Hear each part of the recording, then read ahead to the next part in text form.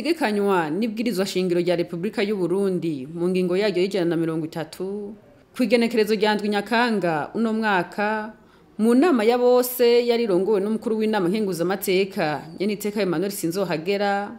Abakenguzamateka baremeje 100% izina rya Lieutenant General de Police Gervais Ndirakobuca yizewe n'umukuru w'igihugu mu mabanga yo kuba umushikiranganje wa mbere wa leta y'u Burundi.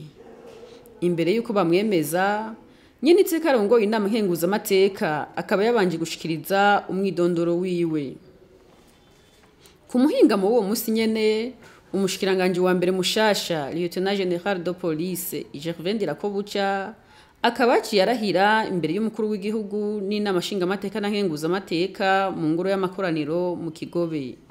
Inyuma y'umutaga wo kwigenekerezo rya 9 Nyakanga, abashikiranganje bagize leta nshasha nabo nyene bakaba baciye barahira imbere y'umukuru w'igihugu n'inama nshingamateka na nkenguzamateka mu ngoro y'amakoraniro mu Kigobe.